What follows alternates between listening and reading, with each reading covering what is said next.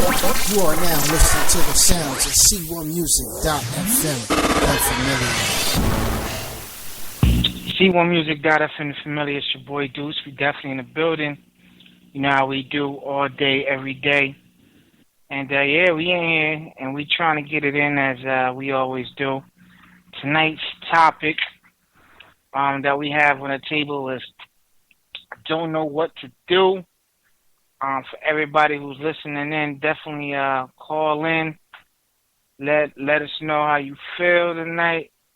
Tonight is going to be one of those nights we're going to relax and chill, you know what I mean? And get it in. So, with that being said, let's start it off with some good music as we always do. And the number to call again is 805-399-1200. Participant code is 105-431#.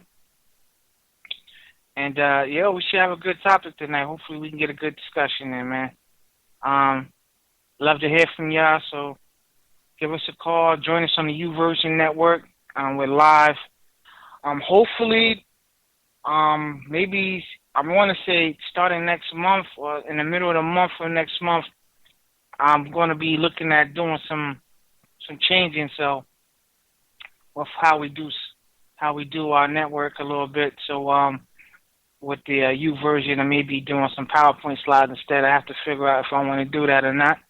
But I hope that if I do that, everybody still continues to join in, as you'll be able to have a visual connection with us as well. So check us out, though. We about to get it in, C1 Music style. And, yeah, that's how we do. Holla at your boy, all right? Let's get it. You are now listening to the sounds of C1Music.FM.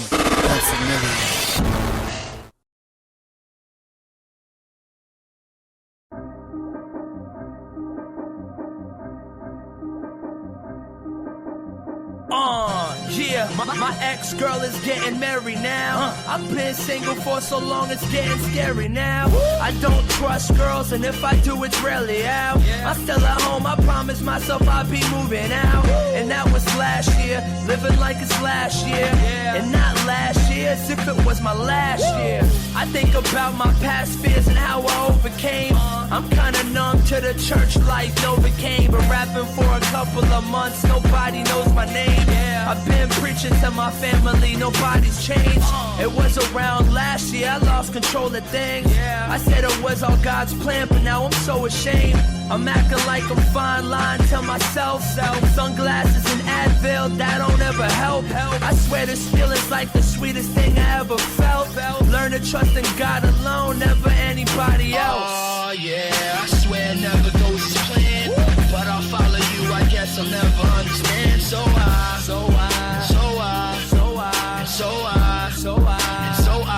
doubt M for murder. Oh, I doubt M for murder. Oh, I doubt M for murder. Yeah, I doubt M for murder. Oh, yeah. Lord, can you reveal the plan, though? I mean, I'm trying to be a man and grow. And this pressure got me feeling like I'm starting PG, but I got no handles. Lights out with no candles. Steaming hot beach, but I got no sandals. No answers, mad questions. They say, Dre, you breathing, that's a blessing. They say if you grieving, there's a lesson. But my youngest should be cooing and teething and progressing. My oldest should be teaching and leading, making impressions. Instead, I'm on my knees pleading with God, making confessions. Was it because I didn't tithe, Lord? Maybe my foolish pride, Lord. All this pain that's inside got me feeling like you reminded me of what you died for. Oh yeah, I swear it never goes as planned. But I'll follow you, I guess I'll never understand. So I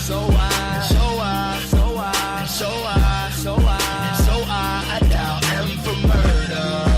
Oh, I doubt M for murder.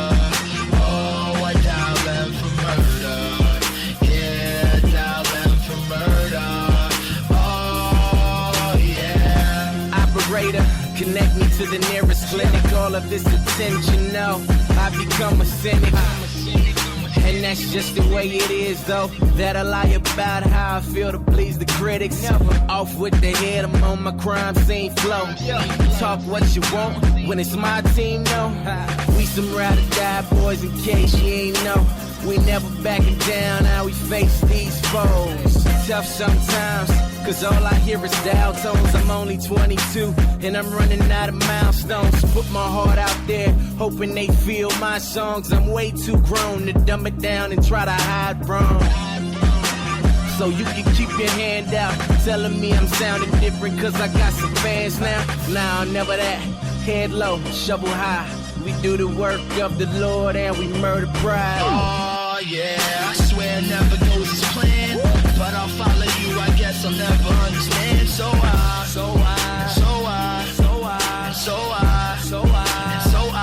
dial M for murder. Oh, I dial M for murder. Oh, I dial M for murder. Yeah, I dial M for murder. Oh, yeah. We knocking out sugar, sweet and low Moses. You are now listening to the sounds of C1Music.fm.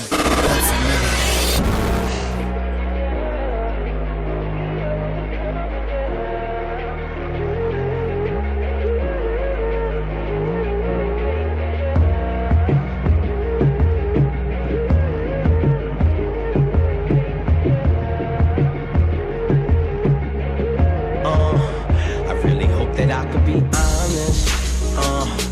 We got a problem here, and I really know revival starts with me. I'm not here to try to make judgment, no, gotta make some adjustments, yeah, and I wanna go beyond what eyes can see. I don't wanna love on the surface, no, and I know my love won't be perfect. I know I gotta love you on purpose. I wanna love when we close the curtain, so you can see the Jesus in that. I don't wanna love on the surface.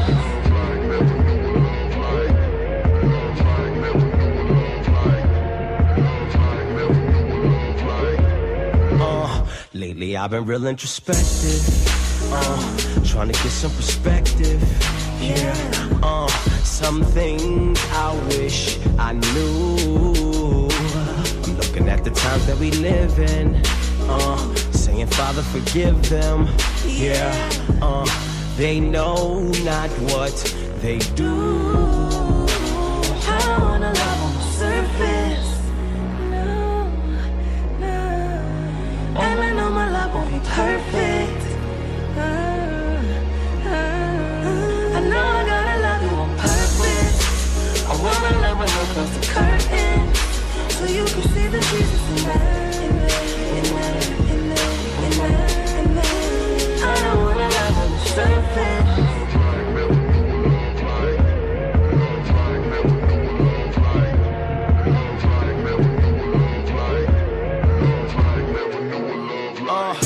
Real love is a bear, man, it's complicated. Brokenness and insecurities too complicated. Openness to base impurities are not related. Real love can't calculate it. Yeah, lot of pain and a sacrifice. Anybody disagree, got some bad advice. This is bigger than romance by the candlelight. Love is not passion, it's passion of the Christ. Beyond that, love is owning up, apologizing when you know you hit below the belt. Love until it hurts because it's not enough to only show it when emotions and them bottles up. Okay, I know they think I'm going overboard. Love is not just what you say with your vocal cords, it's what you show to the people that left them open scars. I wanna love you when they close the doors. Gone.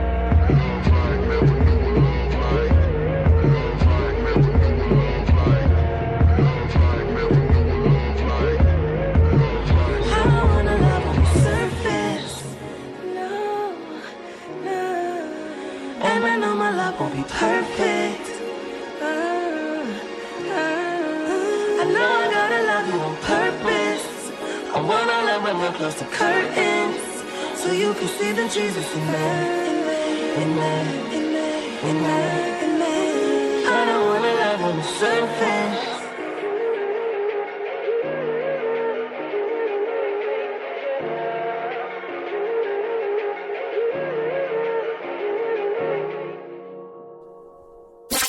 You are now listening to the sounds of C1music.fm. Feeling coming in the air, you know we gon' take it there. Fighting battles all around, enemies come crashing down, till the day we see his face. Fearless, we run in this race. We gon' shine 'cause of his light. God's gonna run this town tonight.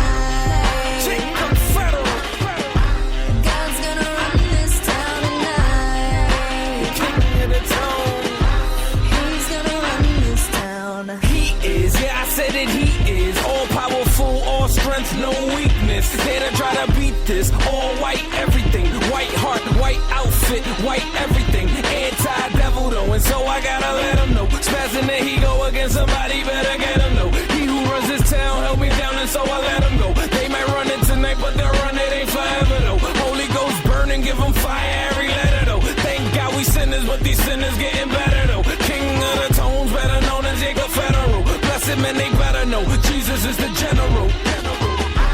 The road ahead is hard. We're just soldiers, he's in charge, and the victory is ours. Ain't no measure to his power. All glory goes to the sun. The battle's already won. We gon' shine 'cause of his light. God's gonna run this town tonight. Yeah.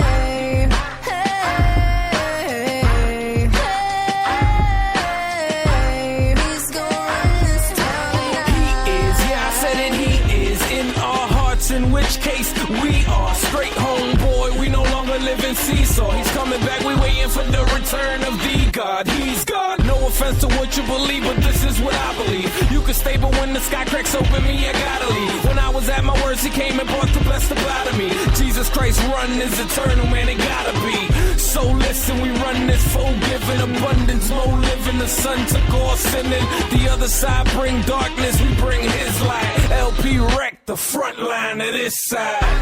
Though the road ahead is hard, we're just soldiers, he's in charge, and the victory is ours. Ain't no measure to his power.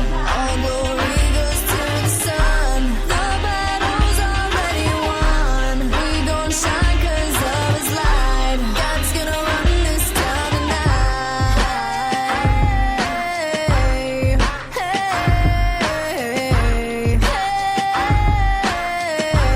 He's gonna run this town tonight.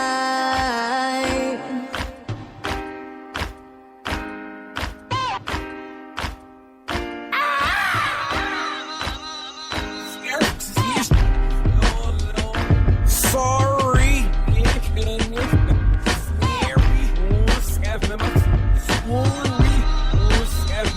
Scary.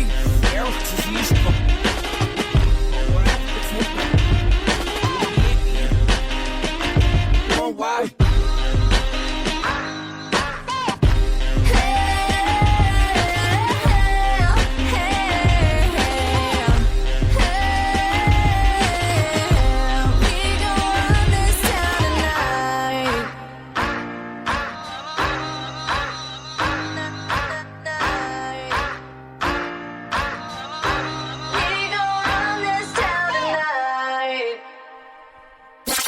You are now listening to the sounds of C1music.fm. Yo, what's going on? It's your boy Deuce. We definitely in the building. C1music.fm, the familiar. Now we do all day, every day. And yeah, we in here in full effect. And yo, let's get our show started. I got my pen on. I got 3 of my soldiers in here. Let's see. I got my man, the Professor Tito. What's going on, Tito? Hey, what's up? What's good? What's good? How you doing tonight, bro? Alright, good. That's what it do. That's what it do. I got my next person in here, Cheryl. What's going on, Cheryl? Hello, I feel great tonight. Good, good, good. And last but not least, we got the one and only Grace. What's going on, Grace? I'm good too. Good evening to everyone.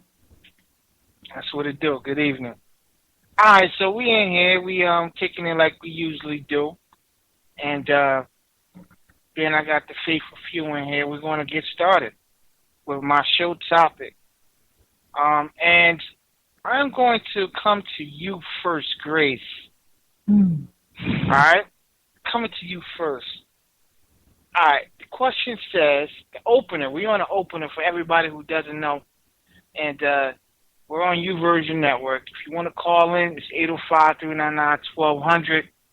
Follow us. We're on here. Let's get it popping. All right, so we're at the opener. And I just want to know, I did this show once last year before, and it was a good topic, so I figured I'd bring it back. See what, the new panel had to say about it. So for everybody who remember this topic or remember this conversation before, let's see what my new panel here for this year will think about this particular topic. All right? So we have the opener, and it states, all right, Grace, coming to you first, so I'm talking to you, all right? Okay.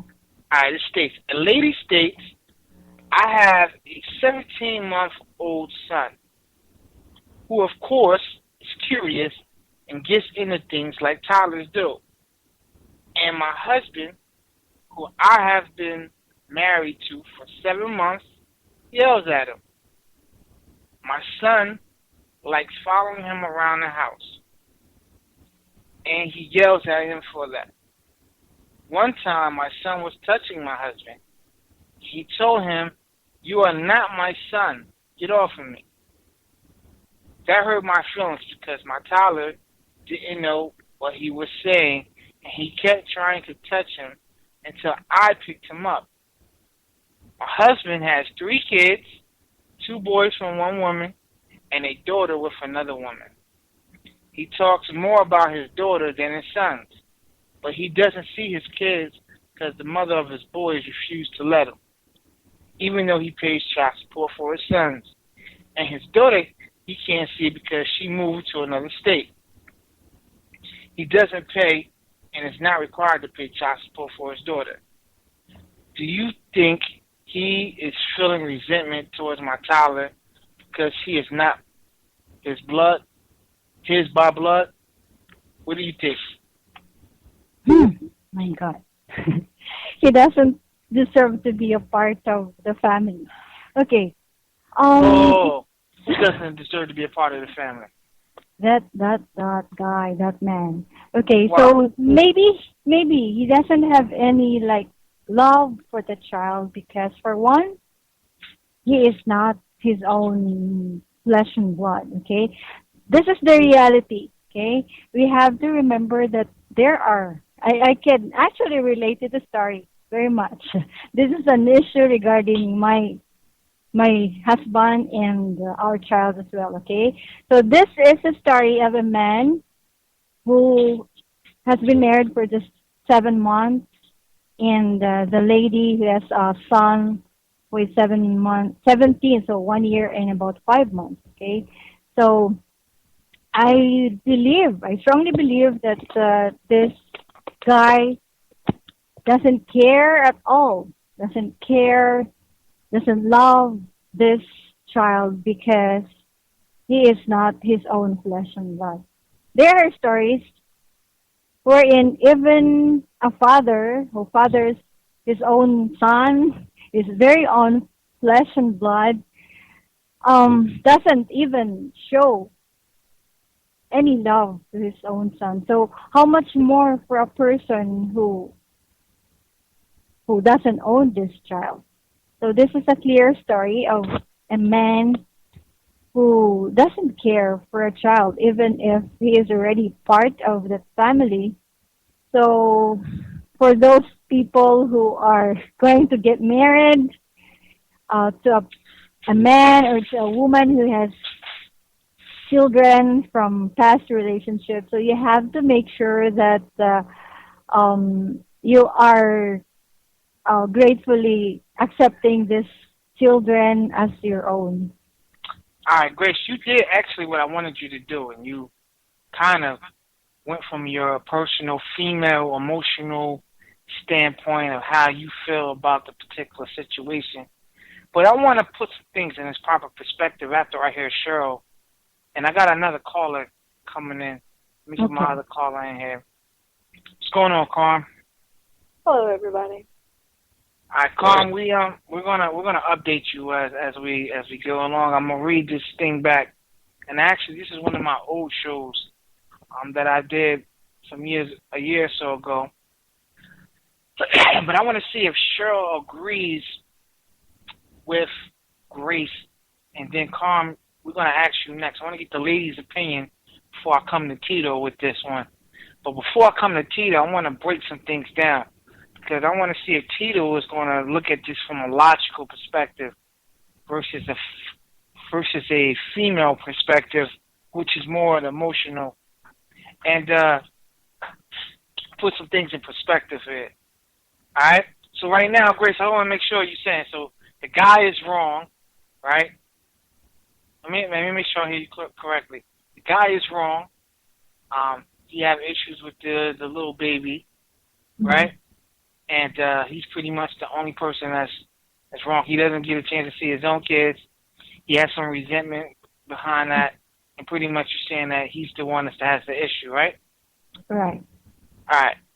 Cheryl, I'm going to read this one more time so that we also get Carm to listen in, and then I want you to answer the question, okay?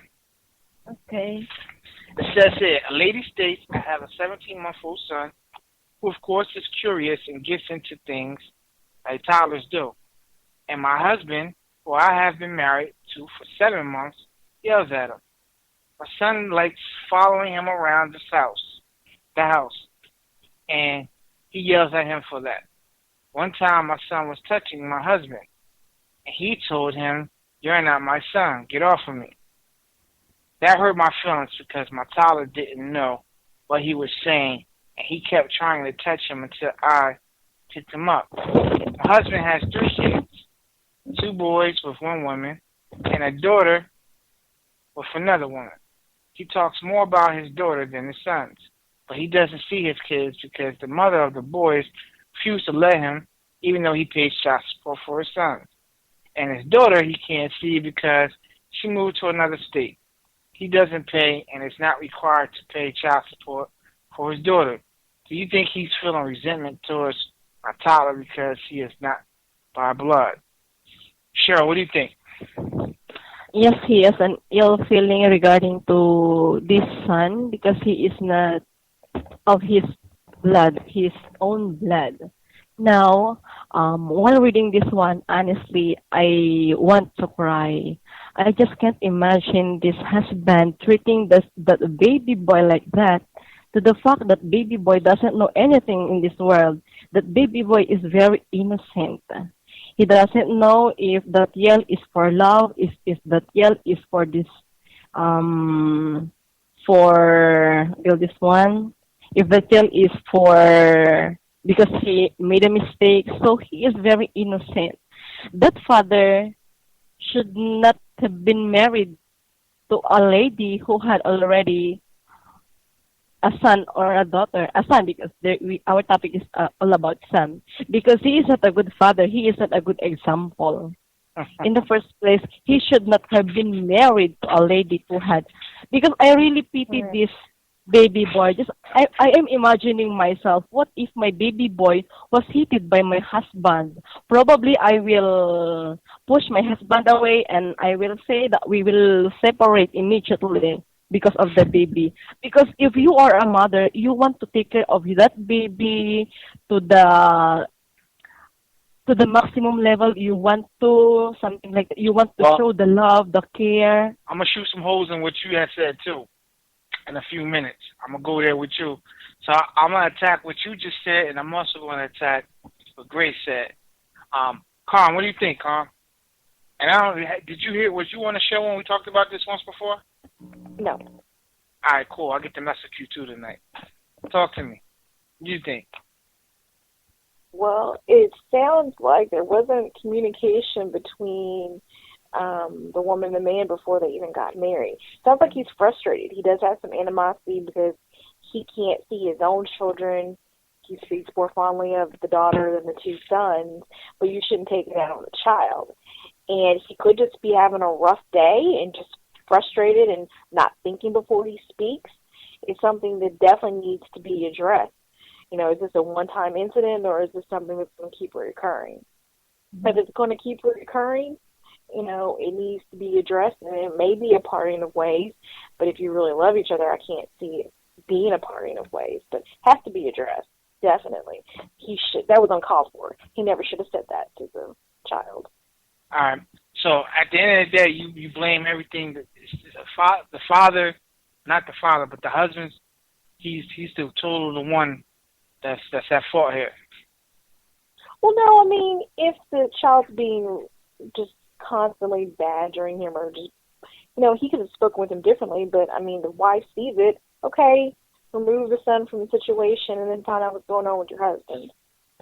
So if the wife hears it, you know, move the child and then get back with him to find out what's really going on, because the child is not the root of the issue. All right. Now, before Tito speaks, I want to address some things first, all right?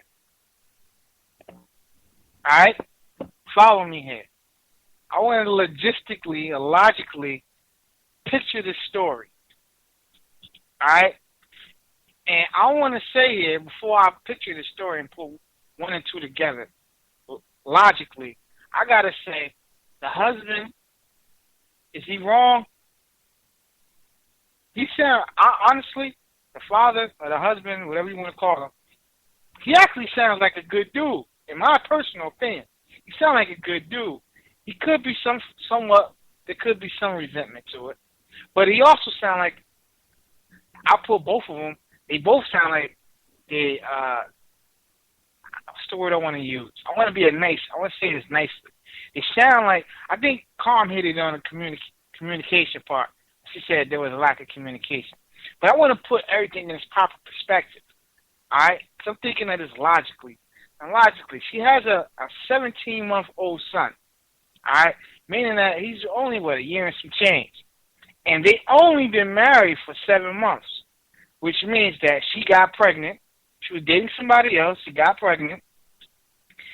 After she just had her baby, she ended up getting married to somebody else. So either she was dating this dude while she was pregnant, or she automatically had a baby, this guy came in her life, and she just got married right away. Because they've been married for 7 months. So you take the 7 months out the picture for the kid's life, right? That means that the baby was a year old. Mm-hmm. If you take 7 months out the picture, the baby was 1 year old. All right? So they had some time. So she had some time to date the dude for at least a year. This dude, while she had a kid or whatever, either she was pregnant, had the kid for at least a year. So at the end of the day, she knew she had to at least think this guy was a good dude, because the way I look at it, pays his child support. That's one of the main things females, at least in the U.S., complain about. He pays his child support. And obviously his second kid, his daughter, he doesn't have to pay child support, which is also a good thing. He's not in the system. So he doesn't have to pay child support. That means that he financially helps her out and does everything he needs to do to take care of her. However, she moved. That's not his fault. She moved. And the kids that he paying child support with, we don't know the circumstances of the situation, but the fact that he's paying and he's doing what he needs to do at least shows that he's being responsible. Now, I want to say that this young lady here had to have seen that and had to be attracted to that for the simple fact that she was willing to date this dude, or marry this dude, should we say, you know what I'm saying, while he was going through whatever he was going through with his own children. And she accepted that. Now, I think there's a problem with the communication here. And either she's just complaining, and he's been like this all the time, but I can't really sit here and say that the man is 100% at fault, and it's like 80% this guy's fault and 20% this lady's fault. I have to say personally, looking at it logically, that it has to be a 50-50 situation here, at least, or even 60, at least 60-40. The female fault more so than the male fault, and I say that is because she has the child. She chose to marry this dude. After just having a child, not even like a year, she's 7 months in a marriage, you know what I mean? And she has to bear the responsibility as being a mom. First of all, that's to Grace. Second of all, to Cheryl. Cheryl, when you make a commitment to get married, the Bible says that you and your husband are one, meaning that your relationship with your husband comes before your child. All right, so you made the statement that you would automatically try to get your marriage annulled. I don't agree with that for the simple fact that if your marriage is supposed to come before you raising your child, then what you needed to do is have a conversation. And I still go back to the blame being on you if you was in this situation, because he had to show signs of the way he felt prior to you getting married to him, which was only 7 months ago, which you had a kid 7 months ago in a year. So you have to bear at least 60% of the responsibility for making that cowardly choice that you are now feeling guilty about, which I can't sit here and say that this guy, if he was a bad husband or a bad father or a bad husband, he was a bad husband prior to. And you had more than enough time, or you didn't take enough time, you just jumped into a situation without filling it out. Tia, what do you think? Well, I didn't realize there was a math situation going on there, Deuce. However, there's marriage to a lot of things here, and I would like to highlight one thing that I haven't heard anyone say. First of all, this dude's kids, his 3 kids, are going to grow up without a father, and they're probably going to get the same treatment. And they're going to grow up, get kids, probably throw them in the same kind of system. And it's just a whole messed up math, if you know what I mean. Now, about this particular situation, definitely, well, I'm looking at, they've been married 7 months, so that's like 10 months before they were married. So let's assume that the relationship went beyond that. If it went beyond 19 months, it's like a year and 7 months, then that means that if she didn't get pregnant when they were going out, the chances are that she did.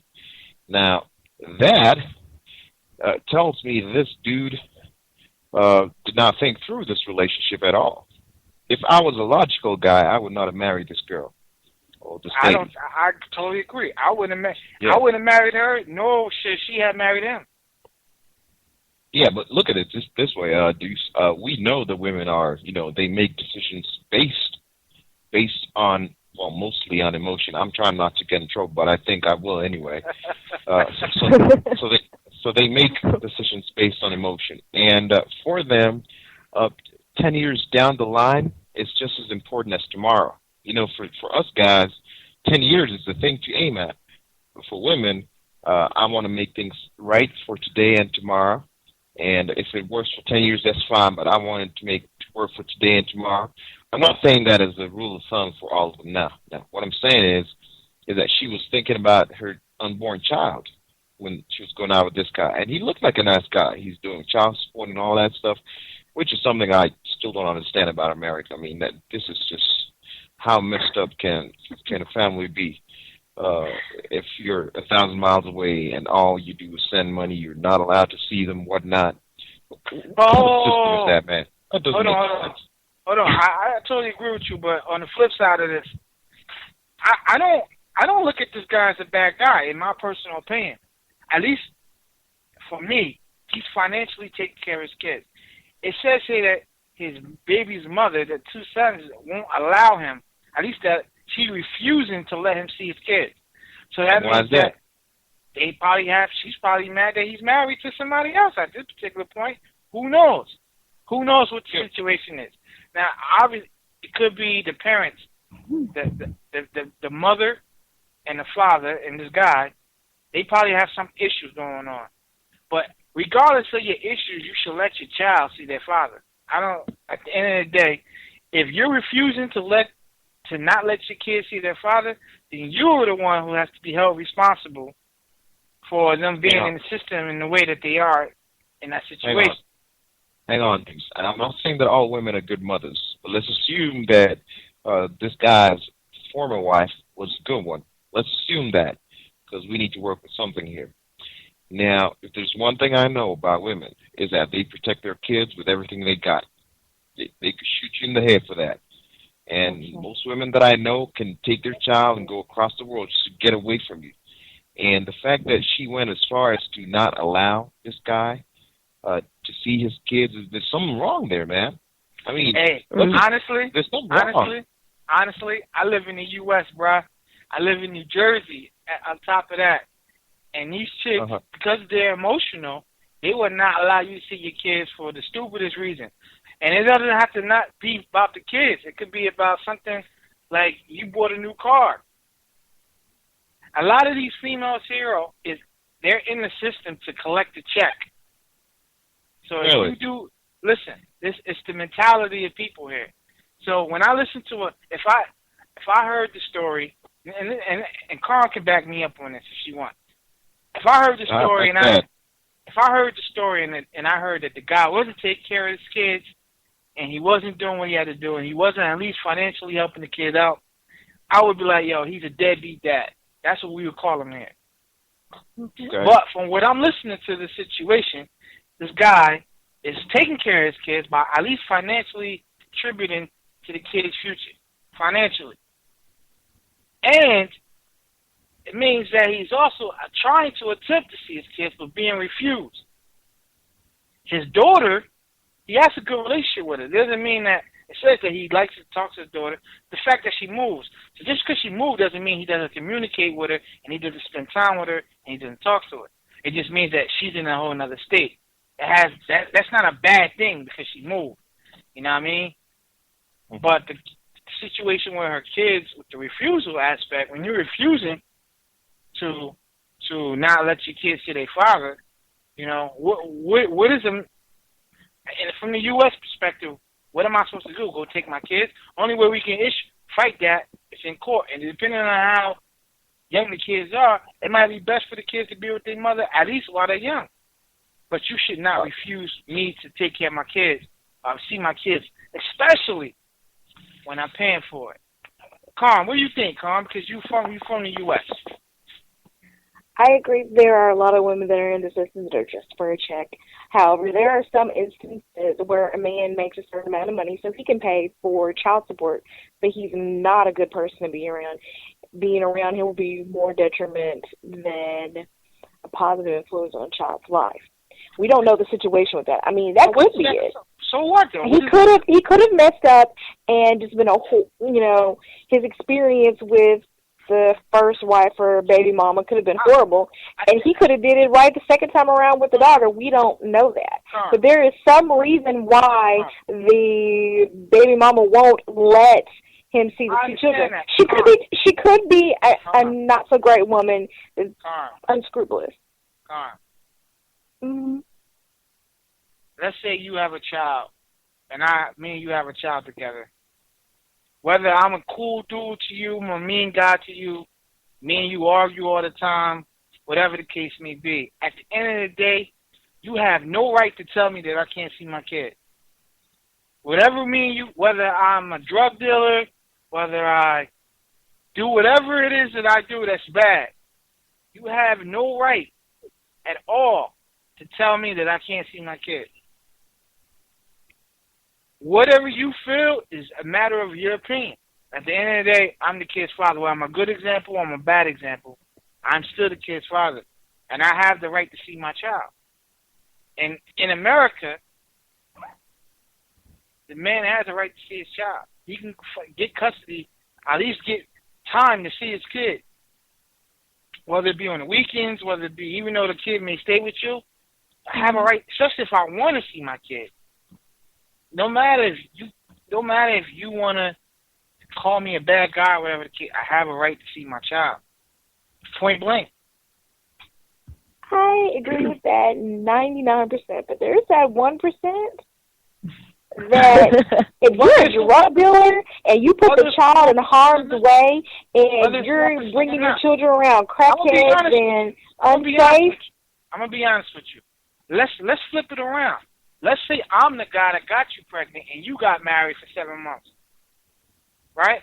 I'm looking at you like you're the crackhead because you're in a situation where you made a decision off of emotions and now you caught up and got my child chasing after some other dude who don't even want to be the father. And you should have known that ahead of time before you even got married. Well, I agree. Getting married that quickly, that's usually not the best idea, but especially there's a child involved. You need to make sure and take your time with that. I mean, I wouldn't do that myself. My point is, everything that you're saying, whether it's that 99% or that 1%, it's all a matter of an opinion. At the end of the day, I don't care what your opinion is. If I have a child, I have a right to see my child, regardless. Whether you think I'm a good dude, bad influence, I have a child, I have that right. Both parents have the right to see their child, regardless. Right, but if you're going to put your child in harm's way all the time, sure you can see your child. Sure you can see your child with supervision.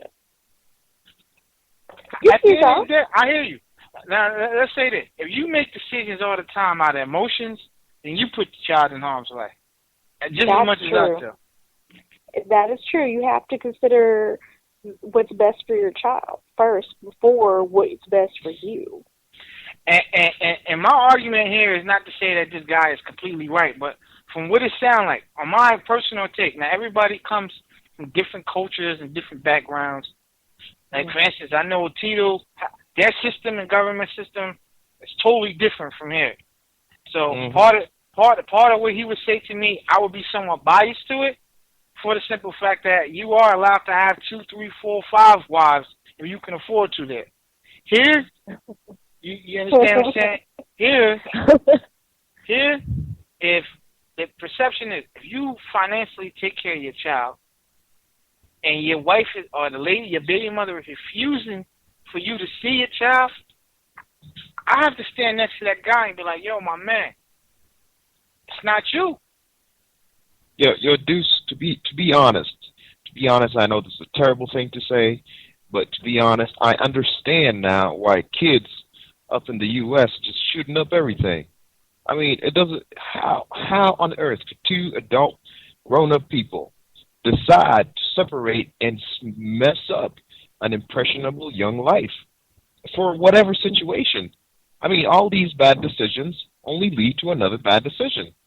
You see, logically, that's what I see here. I mean, fine. Let's look at the woman. The woman was trying to find a future for the unborn child. And let's say she even did the wrong thing. But at the end of the day, she was thinking about the son. And this guy, having had a woman who had children, should have realized that women, when it comes to children, they kind of go for, they kind of try to protect the kids for whatever reason. Right. And they both wrong in the decision they made. He could have seen. There's no way he could not have known. There's no way he could not have known the woman is pregnant. And there's no way the woman could have expected that the man is going to accept this child. So I don't see why a child should be, the pivot point where they both make the decisions around. No, I shouldn't have said that. What I'm trying to say is that they are being selfish in this situation. They're both thinking about themselves here. Right. Mm-hmm. I agree. I also look at it from this perspective too. I mean, if he's right now, he may not. The kid is. I know for myself. I'm gonna be honest with you. I wouldn't be in this situation. I don't think. But if I was in this situation, and it was a baby that was 7 months old, I don't know what type of connection I would have with the child.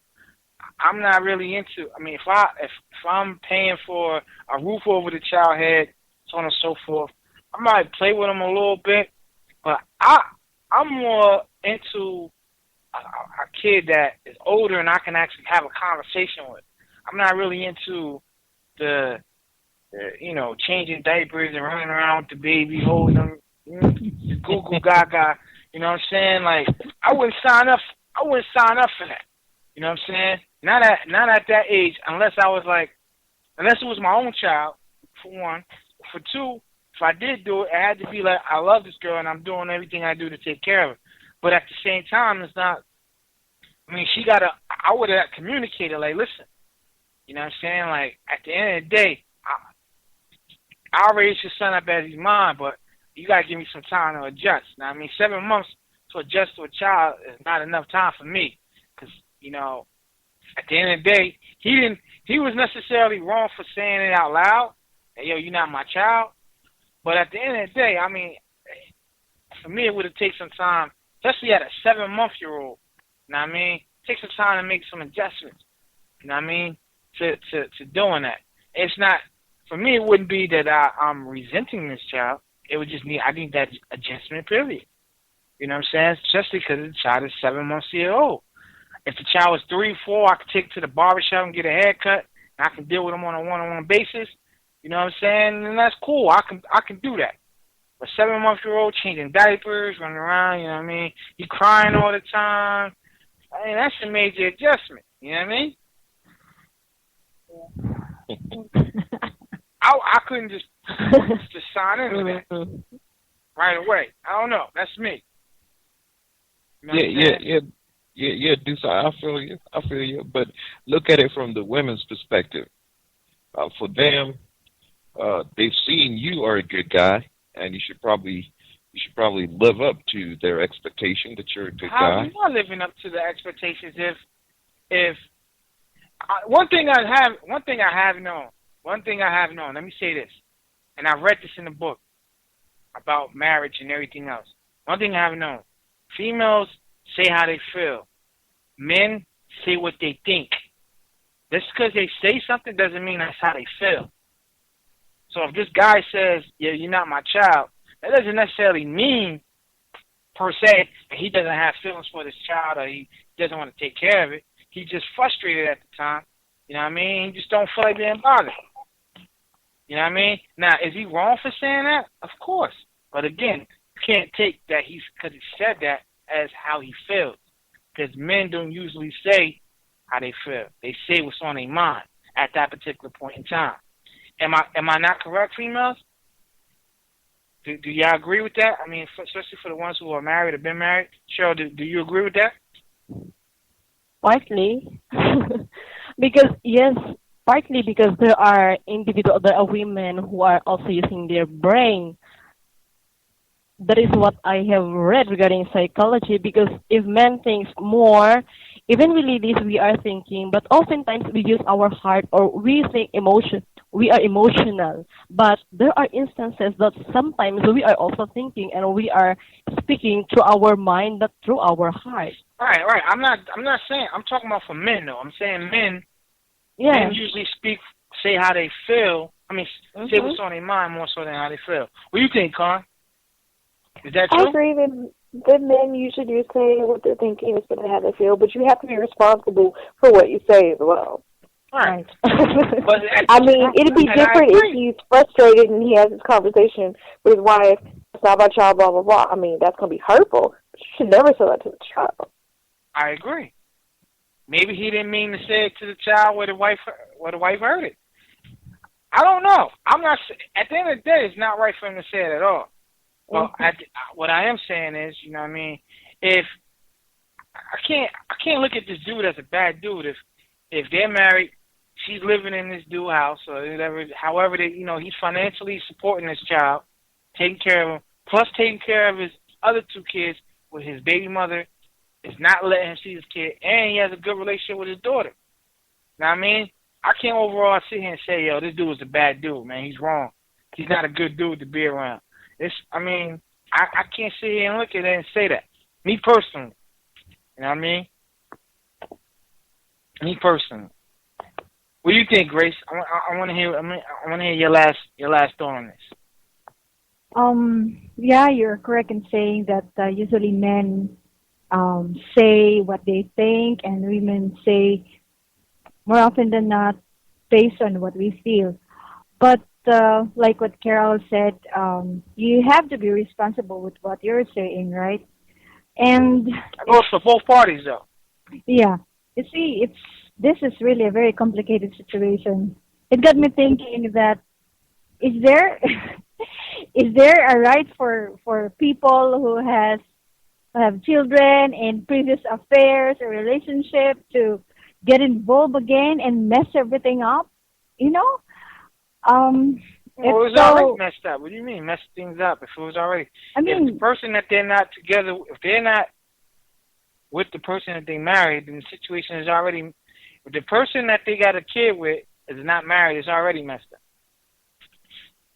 you know, because it's so complicated for the woman, she just have this child, and for the guy, he had a previous relationship and had these kids and everything. I mean, getting into a marriage, and you have to consider all these things, how it's going to be affecting, especially the children. Not just you don't have just to think about yourself, the girl, the boy. I mean, the woman and the man about what's going to Well, be. let me ask you this question, Grace, because I asked you this question first, and you were so mad at this guy for what he said to the child, and he's so a bad guy. I mean, do you still feel the same way, or do you now put some responsibility on this lady? I don't know, because with the issue now that I'm facing, I this don't want is, to talk about your issue. I'm talking about this issue right here. I want you to put everything in its proper perspective. What do you think, as far as this lady's concerned, in this story? all right. So this lady really, before finally deciding to get into this marriage. Okay, so like what Tito has said earlier, that she was thinking about the future of her child. Okay, so she jumped into this marriage with this guy, and like any other parent or a mother for that matter, you always want to protect your child. So in this instance, even she felt that her child is getting like kind of verbal abuse coming from supposed to be the father, the stepdad of her child. So it's really hard for her to accept that kind of treatment coming from the person who might have promised her to take care of her and the child and everything. Listen, I'm going to be honest with y'all. If I ever dated a female that had a child, my biggest fear with that would be the child saying, "You're not my father." That would be my biggest concern. You know, if I financially take care of this kid, you know, I'm putting money aside for their college, and I'm doing a whole bunch of stuff that I'm going above and beyond, like as though the child was my own. Mm-hmm. And then that's the good things. And then when it's time to discipline the child or whatever the case may be, I get the, "You're not my father." That wouldn't sit well with me to the point where I'll be enthusiastic about going above and beyond a call of duty for this child. I would do the minimum responsibilities that need to be done for me accepting the fact that you had a child going into this relationship. Mm-hmm. But as a husband, my number one goal is to take care of my wife first. My relationship is with my wife. The kids will grow up and leave you. Right. So you have to be prepared for that, if ever. it's a fact. It's a reality that might actually happen in the future if you get involved with someone who has her own children already. But that can be, I mean, you can talk it over, stuff like that. You know how teenagers are. Hey, I don't know if I'm hearing you guys right, but ain't no one showing any kind of concern for the child here. I mean, this tells me two things. The first thing it tells me is that there's a shortage of good men in the U.S., and I'm gonna qualify that later. second thing is that there's a whole bunch of messed up kids in the U.S. Hold on. Let me finish. Let me finish here. I can't let you finish because Why not? Because this conversation is not based on just U.S. people. I'm saying, like, I don't like the fact that you're pointing out U.S. Like, we can have a conversation. Hold on for a minute. That's because child support is a U.S. term. I mean, we don't have child support here. You guys we don't have it. Multiple wives there. I mean, that's cool. And that's cool. If multiple women want to live with the same man, it's cool. But then it's cool for us to say if somebody separates and says that, listen, financially you take care of your child just like you because it's the same thing with you there. If you can financially take care of another wife, and you allowed to do stuff. But we don't have kids, walking up into school with guns and shooting up everyone or killing their parents or doing all over Africa, you actually about people. What are you talking about, bro? That doesn't even happen in the Philippines, man. It only happens in the United States. It's the only place where kids are allowed to talk back to their parents. And I never get that. I never understand that at all. Hold on. Let me get this straight. Let me hear this. Let me make sure I hear you clearly, bro. So you telling me that crime and the whole bunch of stuff that you pointing out in the U.S. doesn't happen in Africa at all? I can look at pictures. I can look at pictures right now of 6, 7, 8, 9, 10-year-old kids holding guns. What are you talking about? You guys got terrorists and everything out there. We don't do stuff like that. Yeah, and guess who's on the floor? Guess who's on the ground? Guess who's on the ground? It's international humanitarian situations. And guess who's paying for those kids? It's people who want diamonds, want oil, and whatnot. But my point is this.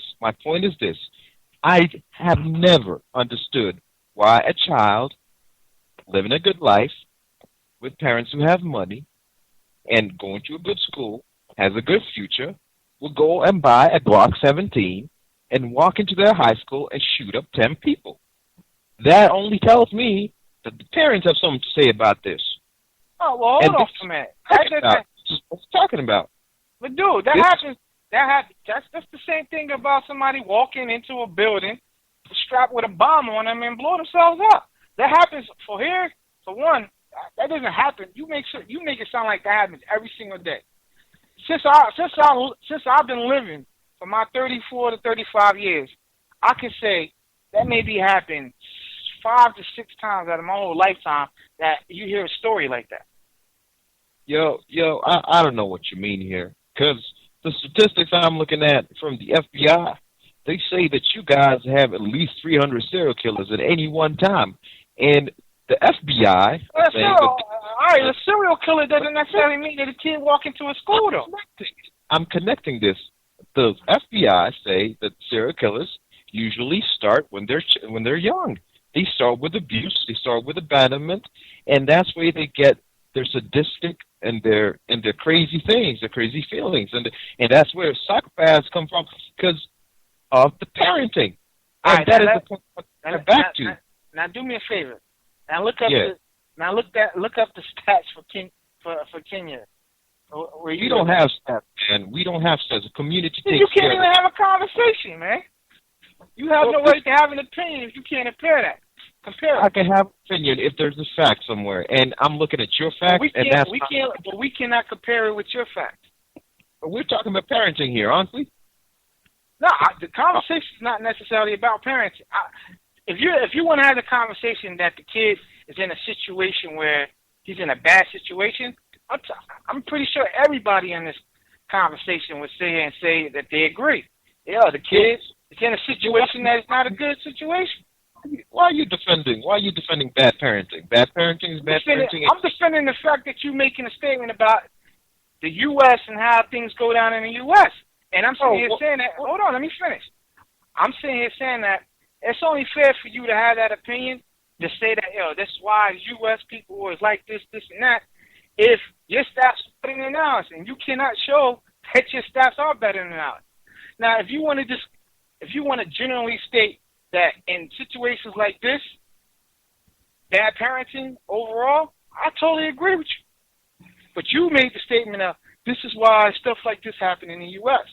Let me finish. That is why.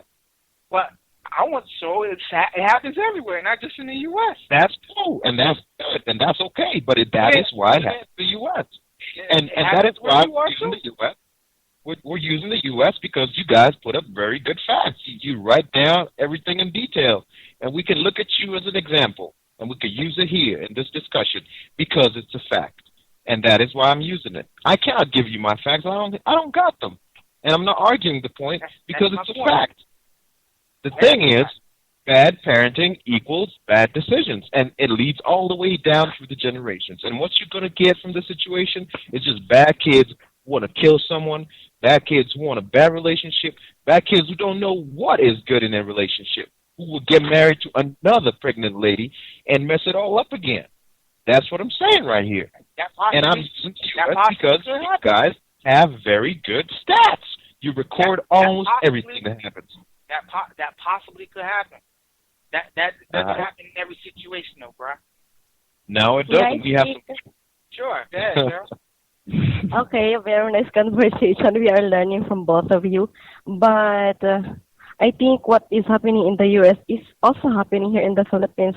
But I just want to point that in how many years of working, I am dealing with young people. Those young people who are in the broken family are usually the stubborn students. That's why I do not know if, but it's really bad decision when you are going to marry leads to someday a broken family, and the children will someday be stubborn, someday they will be a killer or something like that. It's not only happening in the U.S., it also happens here in the Philippines. Well, I totally agree with you, but me also living in the U.S., I don't believe what the FBI wrote, what half of the stats and stuff, because they chop the stats up to try to, for their whatever hidden agendas that they have anyway. What I am saying, though, is they don't write about the good stories. They always try to point out the bad stories, and that's just news and press everywhere. You understand what I'm saying? So, for me, per se, things do happen all over the place, and in this particular situation, the kid is involved. But the question was more about, was the father resenting the fact that he wasn't around with his own children, and if he was at the fact, point if he was guilty for it, and I was pointing out the fact that the woman is also responsible as well. She made a bad decision as well.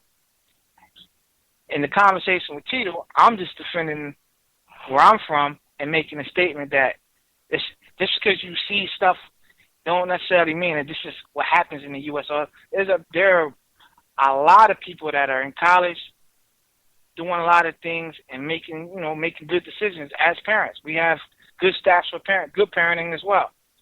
And I'm pretty sure it's like that in the Philippines and it's like that everywhere else. You know what I mean? And so, to me, that's just how it goes down. But on that note, we're gonna go into a break real quick, and everybody turn to Hebrews chapter 12, 5 through 11, and we're going to chop it up about that and get into another good conversation. You're rocking with your boy, C1 Music, FM Familiar. Get at your boy. Easy. You are now listening to the sounds of C1Music.FM Familiar.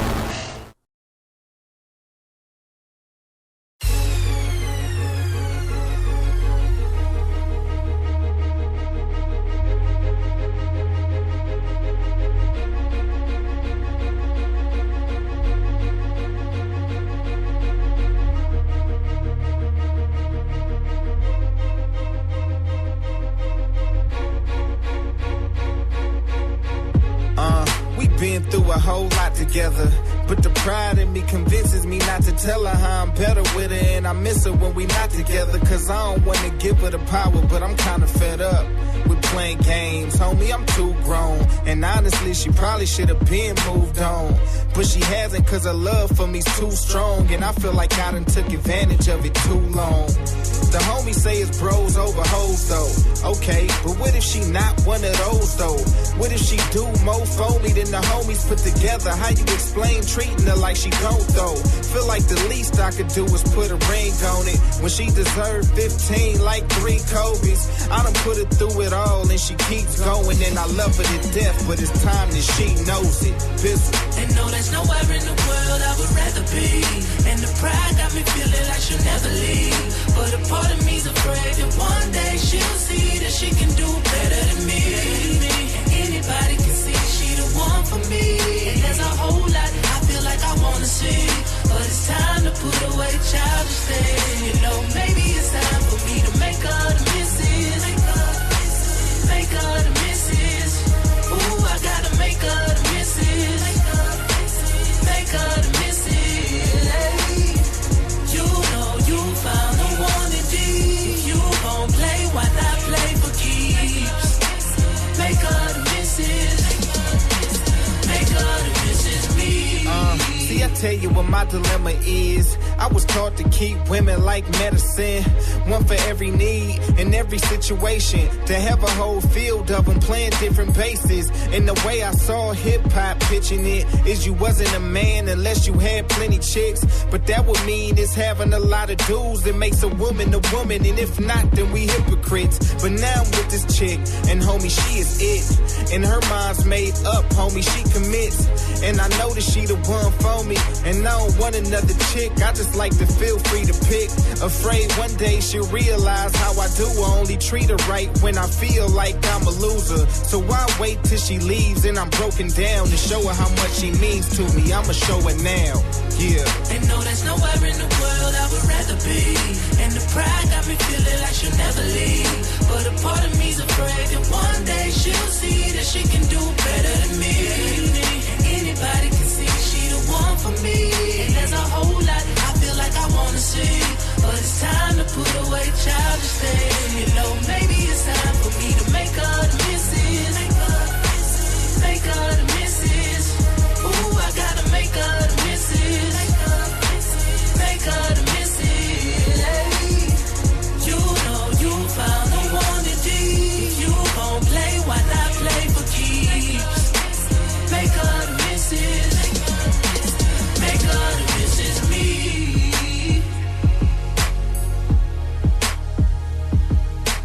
Make her the missus.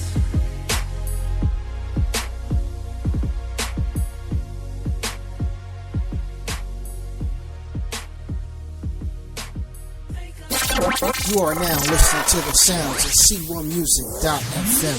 Unfamiliar.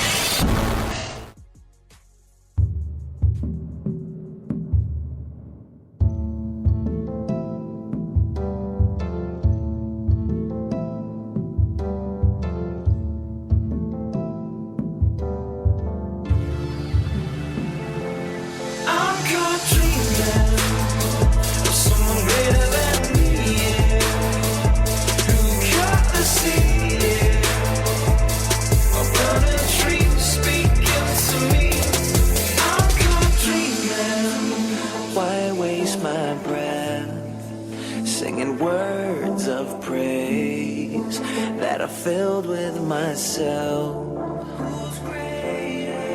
Yeah. What love do I have that you didn't give? 'Cause all that I am is a product of grace. And what should I trust? Your love for me or my love for you? I'm caught dreaming of someone greater than me.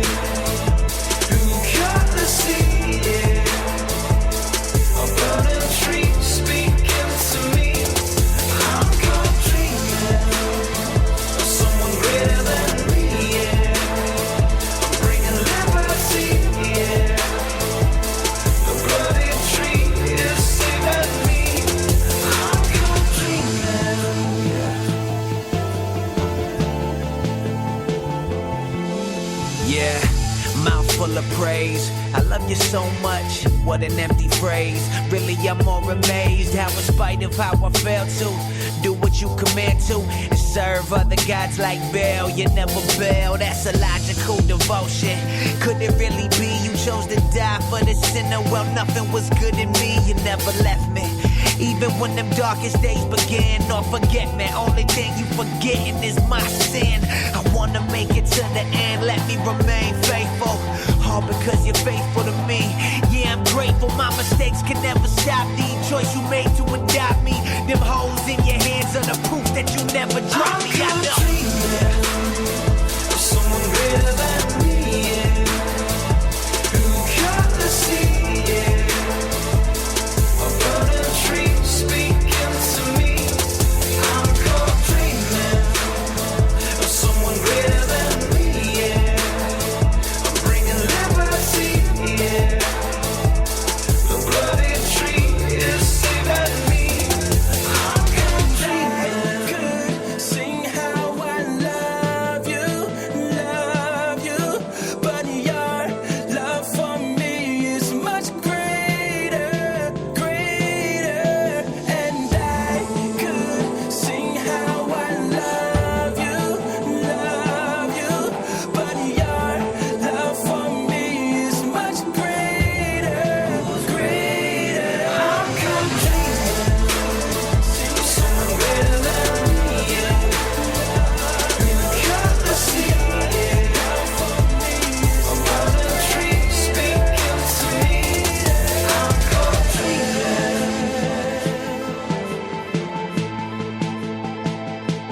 I'm caught dreaming.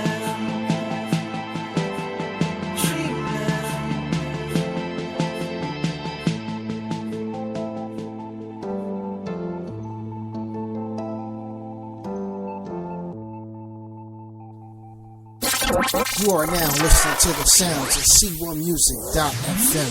Unfamiliar. They like what you rap about Christ for. I don't know what you rap about ice for. You see, homie, the Lord is my life, so that's like asking what I rap about life for. It's like the game got a quota. How many times you can mention the Lord Jehovah? You hit that point, they put you on the whole other side of the stove where nobody sees your product. They put you on a whole other station and they all online, and you might get on the AM. But come on, fam, who get on the radio and try to find music on an AM station? No. So the chances is you more likely to hear a song about drugs than the Lord on accident. It's like they trying to keep God from you, but no matter what the world say, God loves you. Oh Lord, what you do to them so wrong. You even gave your life so that we might find salvation. Know what they got against you, that they reject your love and all that you've done for them. I know it must hurt you deeply. Still, I wonder what they got against you. Lord, I don't understand. Maybe they just saw it at the powers in your hands, and they would do anything for the power that you have. But to let them down, y'all would be a coward of a man. And it was all good just a week ago, but now they taking that same Adam and Eve approach. See, they was cool being underneath God till the devil came like, F that, you can be God. And that's the tip they be on today. And why they took you out of school's kinda hard to say. But when they feed the youth all this foolish evolution talk that they can't prove is hard on their faith. The other day a couple teachers at the school were persecuted for saying a prayer over the food.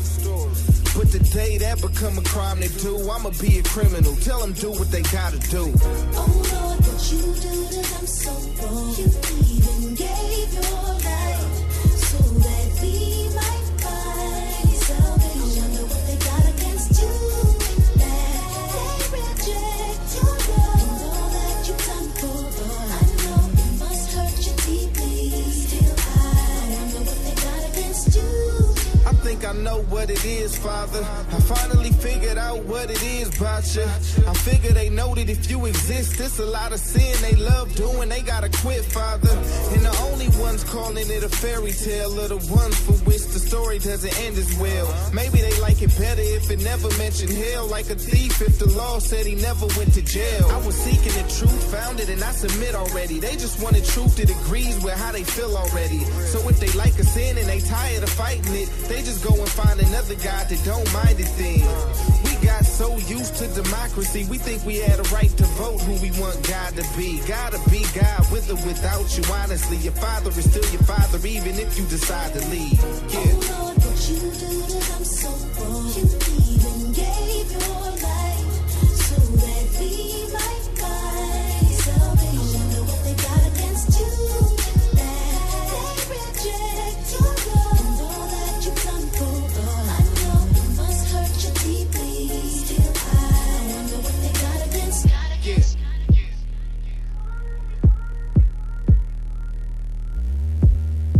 What you do to them so I wonder what they got against you. And all that you've done for. I wonder what they got against. You are now listening to the sounds of C1Music.fm. C1Music.fm familiar. It's your boy Deuce. Definitely in the building all day, every day. You know how we do. And, yeah, we ain't here. We about to get it in. We just had a conversation. And topic of our discussion is don't know what to do, as we went over a young lady who was in a situation that was trying to make a decision on, you know, her kid being rejected by her husband that was not his child. And so, you know, we prepared to board in some good conversations, some good points. So we're going to look at in the Bible what the Bible says about, you know, a few things about disciplining your children and some of the aspects of what the Bible says about, you know, overall, you know, parenting. And so we in here, as we left, we asked everybody to turn to Hebrews chapter 12. And we're going to read verse 5. We'll start at verse 5. Does everybody have Hebrews chapter 12? Yeah. Yes. Yes. Cool.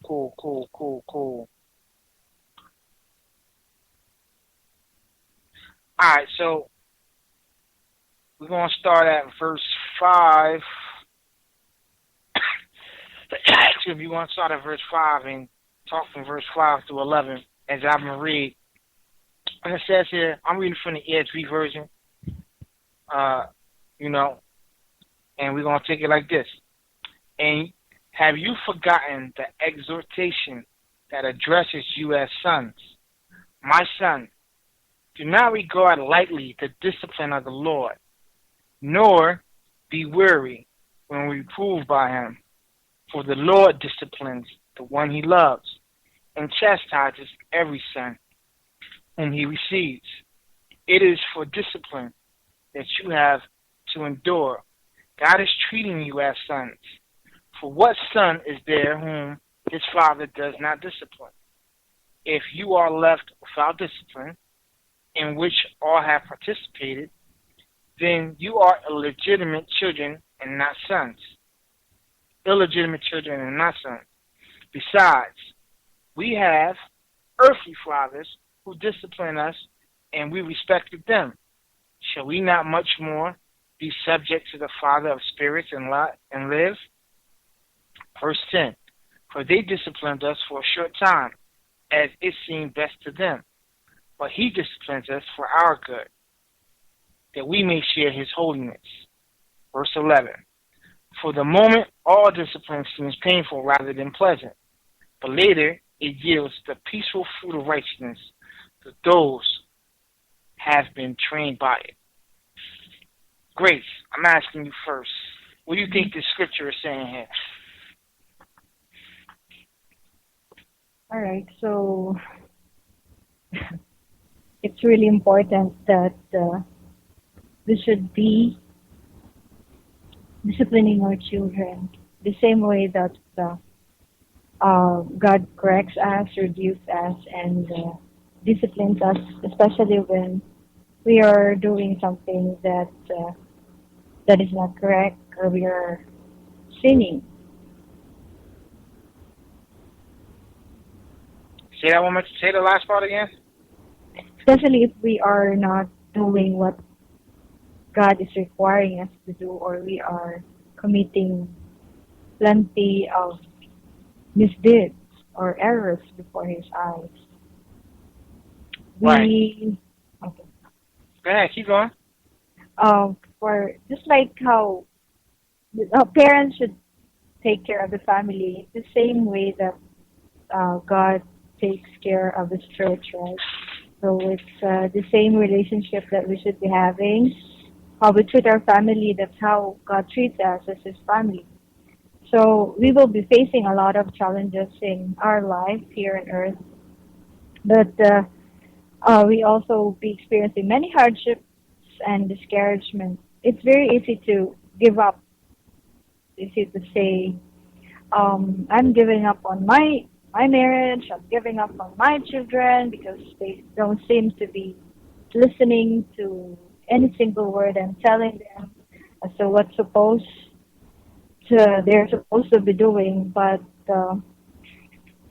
take heart, even though it's really hard. Anybody, even myself when I was a bit younger, and even to this day, at this age that I am right now, there are times when somebody corrects me for my actions or whatever principles that I am believing in. It's so hard to take it, to accept it, to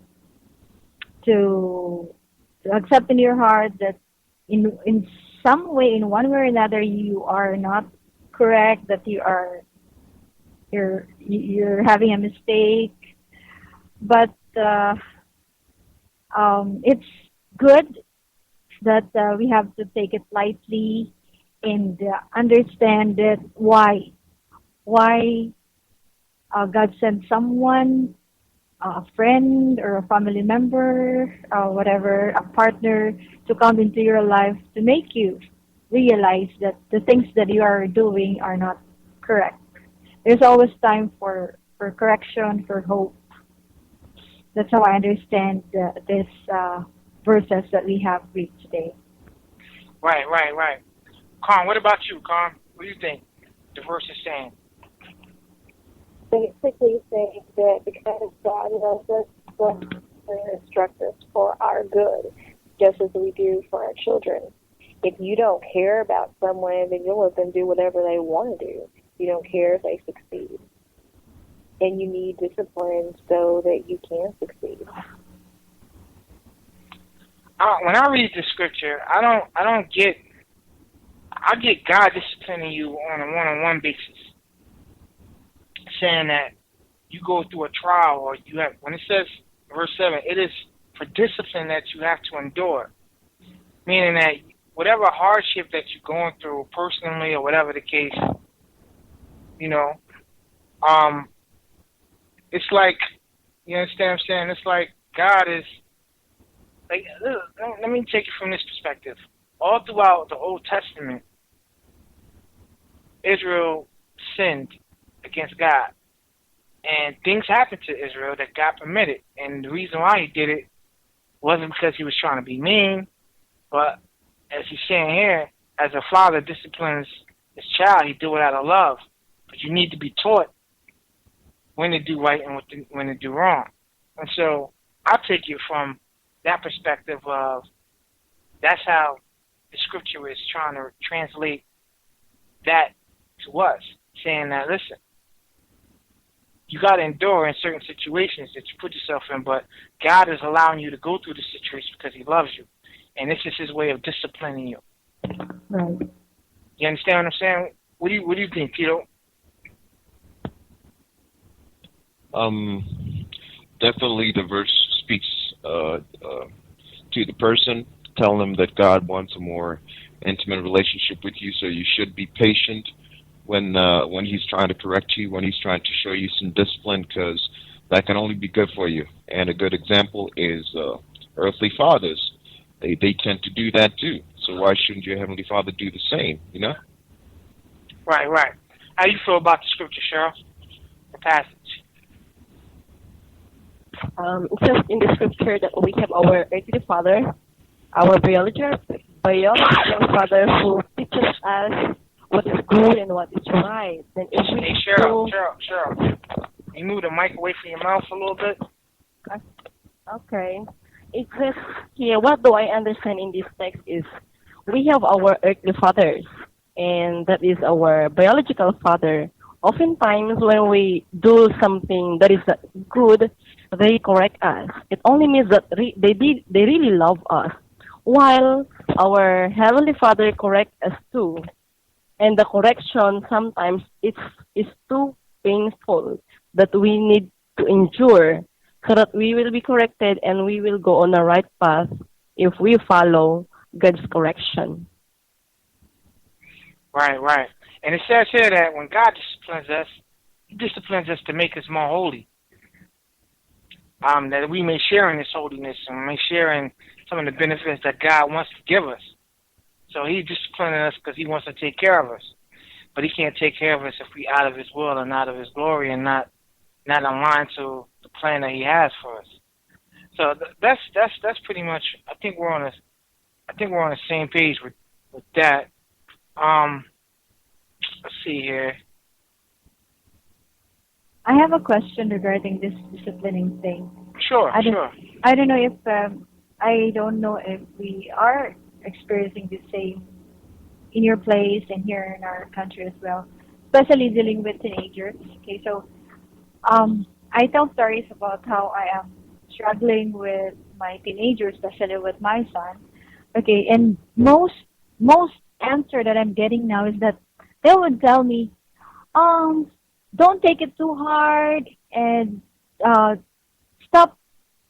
Don't remind your child about the errors that is doing as often as you're doing. It's like they're telling me that I need to ignore it. Is that correct? That we should ignore it sometimes? You know, it's totally different from how I was raised like 20 years back. Let me ask you this question first. Who's giving you this advice? Some friends. I know. Can you be a little bit more specific? Like, is it females, males? Like, some of your closest friends that know? Female and males, people from our church as well. They would tell me to be cool. Don't take it too hard on you. Stop telling him all the time. Just ignore it. There will come a time that he will realize that what he's doing is not correct. So I don't think that is proper. Because may I share? Before you do, I think that it's kind of hard to really truly answer the question the way you. May I speak? Yeah, hold on for a minute, Cheryl. It's kind of hard. It's kind of hard to answer the question in a proper perspective because we don't really specifically know what he is actually doing to say if you should act. I don't know what he's doing to say that their response to what you're doing is good or bad. You could be overreacting on some of the things that he may be doing, and he may say, hey, he may grow out of it. Like, I know, for instance, Grace, I know one time you shared with me that he likes to play video games a lot, and that's why. because he likes to play video games a lot, he may, but if I was in that situation, I probably would tell you, Grace, do time here, get over it. I mean, playing video games is not that big of a deal. Now, if he's playing video games and not doing the schoolwork, then that's a separate issue. Then don't let him go to video games. It wouldn't be, Grace, get over it, but it would be more so, hey, he needs to stop playing video games and be more disciplined and focus on schoolwork. But if your issue was just, he plays video games too much, I would say, hey, he's going through a phase. You know what I mean? Let him do what he needs to do, and he'll grow out of it eventually.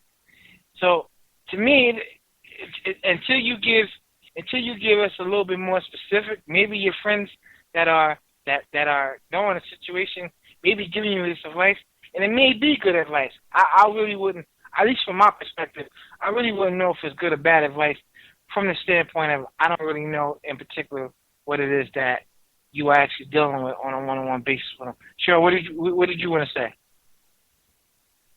I know that Ate Grace is a very good mother because sometimes she shares her experiences being a mom. And before I can give my advice to Ate Grace, was there a time that you have already go out with your son, pray with them? Yeah, Was there a time? we are actually close. We talk about the things that he's doing. Actually, we just say yes. Okay, he wouldn't like react violently, or he will not talk about it. But say, okay, it's okay. He will not. The days here is he is missing his time for eating. So if it's 7 for dinner, he would come home 9.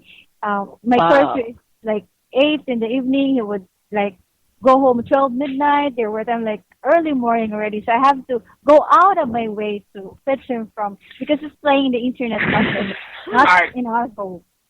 Can I want to interject for you real quick, Grace. And I believe me and you, when I had this conversation with you before, I kind of shared this with you. How old is your son now? He's about 16, 17 years old? No, he will be 15 by 15, September right. 1. 15, 1-5. He's 15 years old. He's at an age, right, and this is me being a son, growing up. He's at an age right now where what you're going to say is more complaining than disciplining. He's at an age right now where his father needs to be the discipliner in the house, or a male figure needs to be the one to sit down and talk to him. You know what I mean? I think that is very important at that age right now that either he has a good relationship with his father or he has a good relationship with a male figure, so that they can kind of groom him and teach him how to become a man. Because I know for me personally, if I was 15 years old, my mom would say stuff, and it would be like, man, she complaining, she just being annoying, more so than her really trying to look out for me, which she probably could have been doing. But just for the simple fact that all through my life, that's all she really did was complain about stuff. You know what I mean? So if at that, to me, at that age, he's at an age now where, all right, Mom, go ahead, be about your business and let me do what I do. You know what I mean? And it's kind of more like, you know, he probably needs that more of that male figure guidance more so than, you know, you trying to play both roles. Okay. What do you think, Carl? Well, I understand what you're saying. It is important, though, that he does respect you and listen to you, but a lot of times it is received better when it comes from a male perspective at that age. He may think you're trying to baby him and won't let him grow up, versus a male talking to him someone that he respects. That person can speak to him and lead by example as well. I think especially at that age, it should be a male that's doing a discipline at that age too. You know what I'm saying?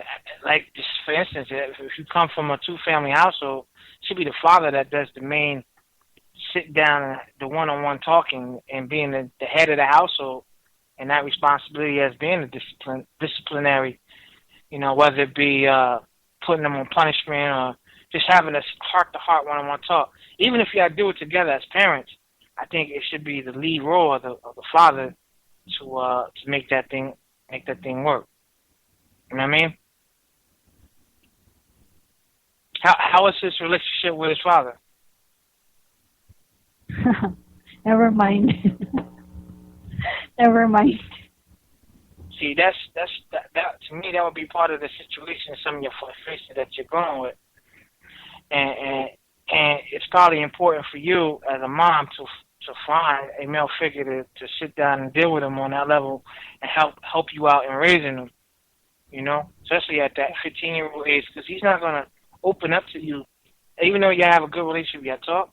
There's going to be certain things he's not going to open up to you on that he's going to feel more comfortable talking to a man about.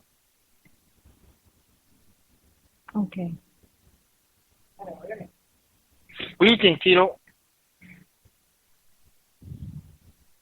Um, Definitely, fathers do play a bigger role when it comes to discipline, especially with male children. They grow up being just as hard-headed as their dad, and they tend to take advantage of the fact that their mom is the emotional part of the relationship, and if that is not capped off, by the logical discipline that the father offers, there might be a problem with the child growing up, especially after they surpass the teenage years. That's just my opinion, though. Sure. Well, you finished saying what you was going to say? I know we cut you off. I apologize for that.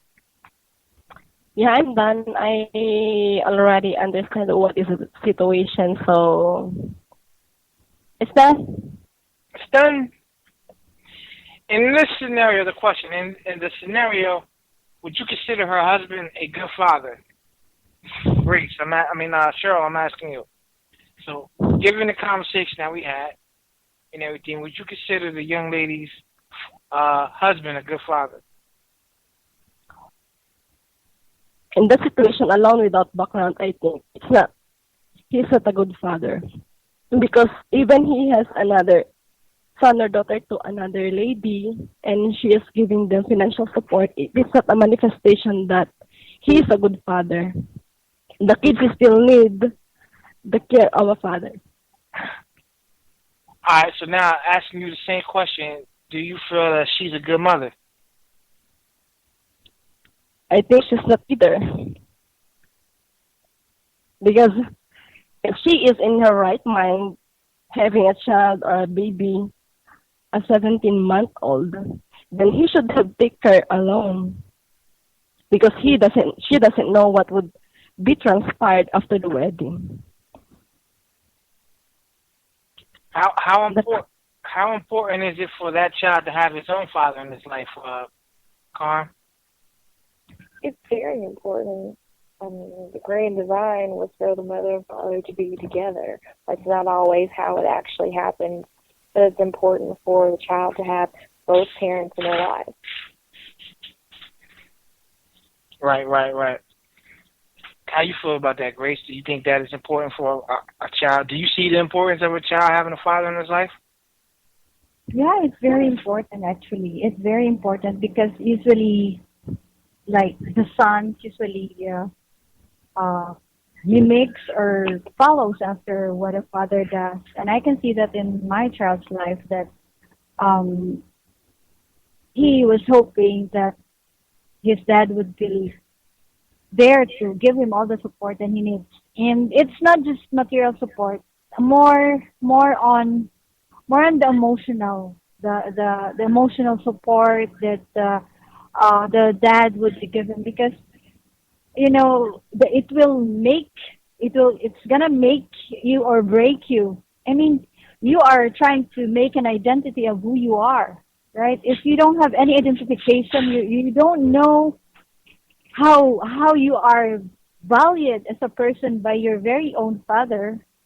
You don't have a father to guide you, to encourage you, to lift you up when you are not feeling good, and that will have a big impact in your life as you grow older, identify yourself who you are, and eventually when you go into a relationship, that is a baggage that a child will gonna be bringing along with him if he grows up without a dad to give him all the love and the care and the support that a child needs. But unfortunately, there are really bad fathers around. I don't know.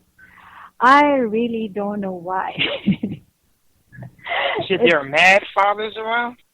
Yeah, there are. And I would draw a conclusion now. I'm not, if he's hearing this one, he is actually the father of my children is one of them. It's unfortunately one of them. When you say mad, what do you mean by mad?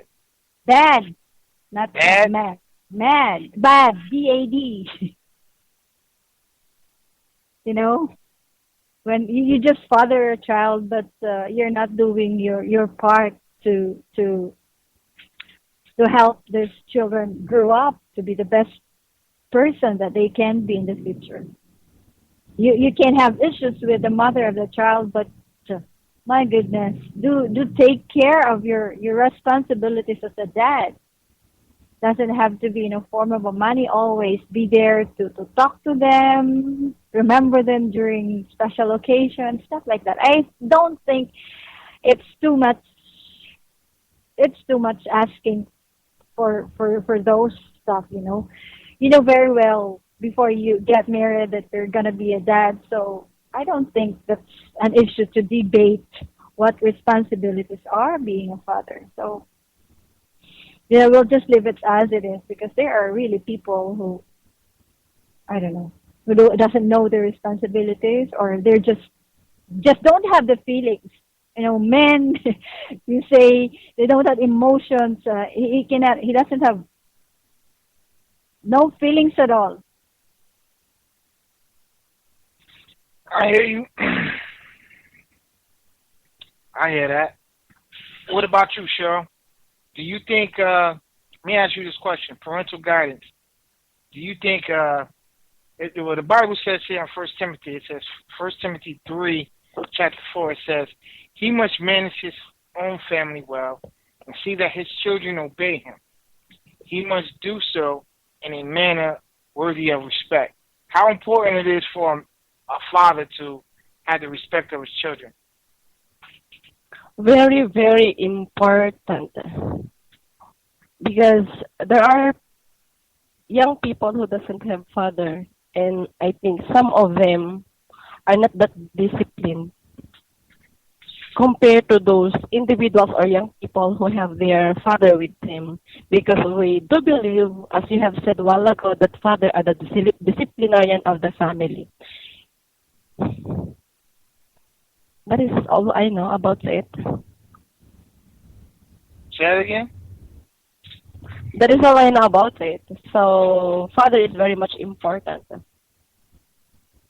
I feel you. What about you, Con? It's very important to have a father and a figure in the child's life.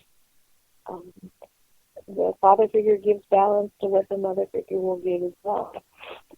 So they balance each other out, and when you're missing one or the other, you're out of sync. So things are not going to be right. So how it's going to be an issue. Do you think that,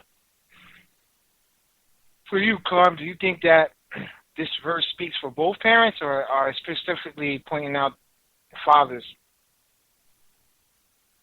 And First Timothy, which you just read, it's specifically speaking about fathers, and that also referencing deacons as well in church. No, I'm just reading that 1 Timothy 3:4. It says he must manage his own family well and see that his children obey him. He must do so in a manner worthy of full respect. The key component here, I think, is respect. I think that a kid, in order for a kid any child to obey you, they have to have that level of respect for you in order to receive obedience or to give obedience to some of the things that you say. You know what I mean? Mm-hmm. But to receive respect, you have to give it as well. Mm-hmm. This is and true. if you're an upstanding person, then you'll give it respect and you'll demand it and receive it in return. This is true. How do you feel about that verse, Tito? 1 Timothy 3:4. Definitely, that's what's supposed to happen here. See, children, in my view, they're impressionable. They usually assimilate what they see, and the saying is true that children become their own parents, or son becomes their own father, something like that. It's basically they learn exactly the kind of traits that the father's going to take after, and even though the father doesn't feel like that's the impression is given them, they're definitely going to pick it up. And just like Carm said, respect has to be both ways. I mean, the son has to see respect in the dad when he's with other people, or when he's with his wife, whatnot. It's one of the ways in which he will definitely get the discipline that we were talking about earlier. So yeah. Tito, would you ever date somebody with kids? No, I would not. Why not? It's too complicated for me. Like you see, I'm not the person who understands complicated very well. I know for a fact I can't deal with it at all. It's just not in me. Okay. What about you, Cheryl? Would you date, if you had the opportunity to date somebody with kids, would you date them? Of course not. Because I don't know individuals who have already connection or have past relationship with other women. If I am a single, I will marry a single. No kids. So you don't think that a person that's have a kid should marry somebody that's single? I mean, just because you may have made a mistake, or been in a bad situation before, doesn't mean that you should be hindered from enjoying the experience of marriage and love. Would you agree, Grace? I mean, Cheryl? Yeah, we always believe in second chance. I'm asking Cheryl. Hold on. I'm sorry. I'm talking to you, Cheryl. You don't think that the person deserves a second chance to experience love the right way, the way that God intended it to be? What I do believe in life with regards to this matter is that I'm asking you about people in general. If you are married, I'm asking not about the story anymore. I'm asking you about people in general. You said that you would never date somebody to have kids. If you were single, you wouldn't date somebody to have kids. Yeah. Let's say you have a child now, right? Yeah. All right. Let's say for some odd reason you and your husband didn't work out. So would you telling me that you would never try to date again and get married again? No, I will not be marrying anymore. I will just take care of my kid and go on living. That is my personal point of view regarding the matter. Wow, that's deep. What about you? What about you, Con? Would you date anybody with kids? My first preference would be no, but I wouldn't exclude that person. I wouldn't go searching for someone that has a child. I mean, I'd hear them out. In fact, I married someone who had a child, and I loved him enough to deal with that. And there were some hard times, but I dealt with it. So it wouldn't be my first choice, but I would deal with it. But I mean, you have to count the cost of that. I mean, there can be a lot of drama with baby mamas or baby daddies. So you have to be willing to take that in consideration and bear through it, because once you make a commitment, you've made that commitment. All right, last one, least, Grace. Would you marry somebody, or would you date somebody at this particular point in your life that has children? It's really complicated. It's so hard, actually. I don't think so. Even, okay. It's so complicated to be involved with another person who has children of his own. I'm even having problem with my own children, and I would add another. So it's kind of hard. Though you cannot really say it may be your plan, but you don't know what will happen. Maybe God will provide you with someone in the future, with a man who would truly love you and take care of you, and he happens to have children. So it depends. It's a case-to-case basis. But if I have it on my own way, my own decision, I wouldn't. Even getting involved with a single man, then I have my own children, I still would worry about the risk it would or the effect it would have on my children because I don't know how he's gonna deal with my kids. So with that, I would probably say that for women who had like failed marriages, that's how I view it. It's much better that you just like what Cheryl said, to concentrate on raising your children up, live your life with your kids, take care of them, give them all the things and the education that they need. All right. So there's no complication. I'm going to answer the question in two parts. I'm going to answer the question in a general term, and then I'm going to answer it personally. Generally, I think that I don't disagree with Cheryl's opinion, but I do think Cheryl's way of thinking will eventually, if she was in that situation, will eventually lead her to be, I don't want to say miserable, but I think that if she thinks that her kids are going to stay young for the rest of their lives, they're going to move on and have their own family, and she's going to be left alone. So I don't necessarily think that train of thought, this is just my personal opinion, is the ideal way of thinking. Like, oh, I'm just going to raise my kid, and that's just it. Some people do it, though. I think that if you can find time, if you can make up the time on a personal level to get involved in other things, then that works out for you. However, I personally think that the ideal person for a person to have kids to deal with is, in my personal opinion, somebody who have kids already, because they can possibly relate to you and some of the things that are going on in your situation.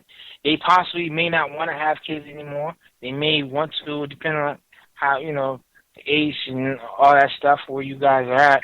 But I think that it'll be a clear understanding of you guys can relate to each other. So I think the ideal person to, if you had a child and was dealing with somebody, will be, this is my personal opinion, will be somebody who has a child already. Now, on a personal level, I don't mind. I wouldn't mind dating somebody that has possibly one child. 2, 3, 4 is too much. 4 is definitely too much. 2, anything more than 2, it all depends on the situation. You know what I mean? It's not the ideal situation for me, but it depends on the situation and what's, what happened and what's going on. But for me, I think that it also gives, it's like a cheat code at the same time, because it also gets you opportunity to see how the person is as a mother. It allows you to see how they handle certain situations, and it gives you the opportunity. I think I say this for me. Most of the females that I came across that have a child or have children seem to be much more settled in their ways and much more responsible because of the responsibility that comes with having a child than females that did not have children. They were more so driven on their careers and doing everything and about making money, and the person that had a child was more oriented about family and other things. And me growing up in a household with 2 parents and being raised in the situation that I was raised, I care more about the family aspect than I do about the money and anything else.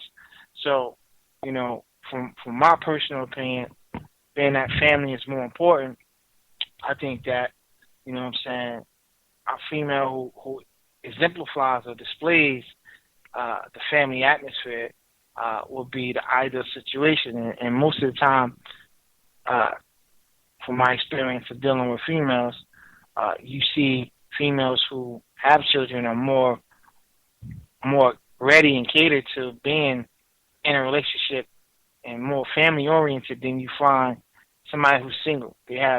People who are single just have a lot of other things going on in their life, and that don't have kids have a lot of things going on in their life, and not ready to jump in that responsibility of the family aspect. And some people who have kids are. That doesn't mean that's for every situation, but you know, I personally find that is the case from my experiences. With that being said, Grace, I'm going to ask you first. Do you have any last words that you would like to share?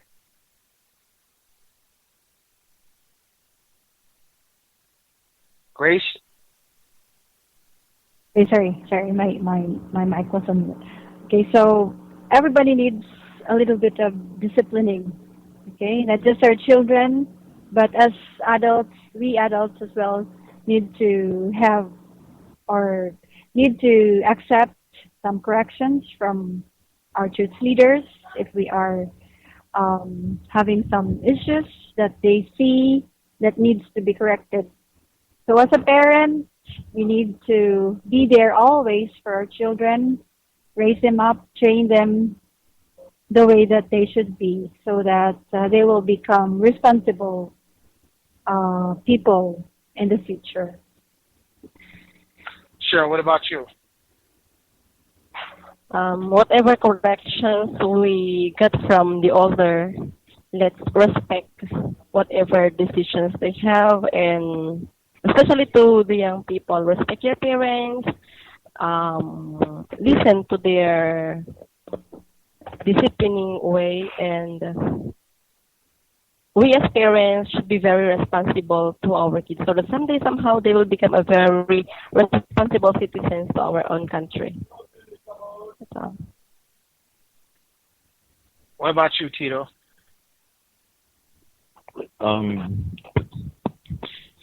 Definitely, parenting is a key component to, good character. Also, relationships have to be based on a lot of compromise, and everyone should be prepared to do that before they get into it. Well, at the end of the day, we all got to give, Right. Calm, any last words from you? At the end of the day, you need balance in your life, and if you're given discipline, then you should accept it and accept correction, be able to take it and give it. True indeed. I'd like to thank y'all for sharing, on our topic tonight. For everybody who has the show topic on YouVersion, we do have a last impression. I would like for you guys to check the show page, answer that particular question. I'm going to read it out loud, and then I want you guys to go. It says, the last impression, there's a young lady who is 20, and she is a devoted Christian, saving herself for marriage. She has never even been kissed or had a boyfriend, and she has even been strict on herself. She has met this guy that she is constantly talking about love. He is in his late 20s, and he is a Christian, but he has a child with another woman that he never married. And the woman had the baby. She got postpartum depression and started becoming abusive. He tried to make it work for the baby, but decided it was better for the baby for them to go at it constantly in the house. Pretty much what I'm saying is it was better for him to go than for them to constantly go at it back and forth in the house. He isn't really that active in the child's life, even though he said he wished he could. Other than the child and the last woman, he seems to be a good guy. Should she go for it? I'd like everybody to comment on that and give me your personal opinion on that, and we may go over it on our next show. In the meantime, I thank everybody for tuning in. It's your boy Deuce, definitely in the building, and we're about to sign out. And enjoy your night, man. I appreciate you, everybody, for tuning in and talking on the show. All right, we out of here. Holla at your boy. Let's get it. You are now listening to the sounds of C1Music.fm. Unfamiliar.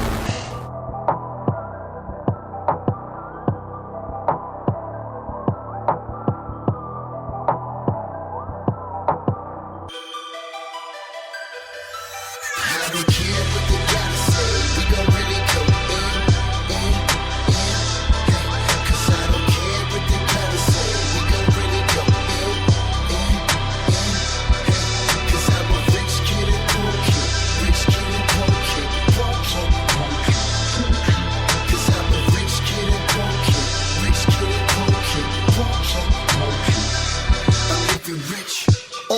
country boy from the streets of Vietnam. So I got $1 and a dream, but without a dime. Dealers rocking J's, you never see the swag dip. And they got the cream in the fridge, showing off the cool whips. And my uncle and aunt moved down to ATL, moving in real estate and a healthcare professional. Gaining the world means that I'm losing soul, but I'm losing the world so that I'm gaining soul. My mind is always teaching me these life lessons. Don't complain about your circumstances, just count your blessings. Rich kid inside, so my style is blazing. Life doesn't give remote controls, you have to change it. Where I'm from, reading books is the main habit. Low money doesn't really take me to chaos and havoc.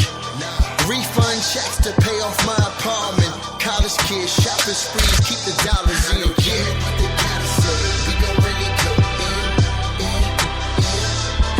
Cause I don't care what they gotta say, we gon' really go in. Cause I'm a rich kid and poor kid, rich kid and poor kid, poor kid, poor kid, poor kid. Cause I'm a rich kid and poor kid, rich kid and poor kid, poor kid, poor kid. I'm living rich. I feel the heat, cause I'm playing it with Jack Bauer. From the concrete, still gonna be a wildflower. And I hear them laughing at my pain, cause they think it's funny. But I'm learning on the job, we call that work study. I'm feeling like the kid, pick last in gym class. Cause they judging on the outside, but the jumper splash. Renegades building life instead of raps. Cause I hear them try to steal our dreams, but we take it back. Driving on the dusty roads, night lights got the glow. I'm in the zone, never driven by the status quo. I'm asking for more wisdom instead of stacking dough. An application of the knowledge, successful. Rich kid, poor kid, they never stopping me. Treasures up in heaven, so the world ain't gon' ride me. Refund checks to pay off my apartment.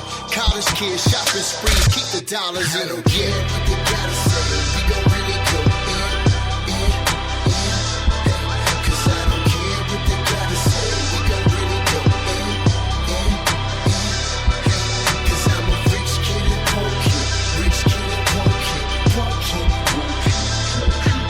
Cause I'm a rich kid and poor kid, rich kid and poor kid, poor kid, poor kid. I'm living rich. You are now listening to the sounds of C1Music.fm. Unfamiliar.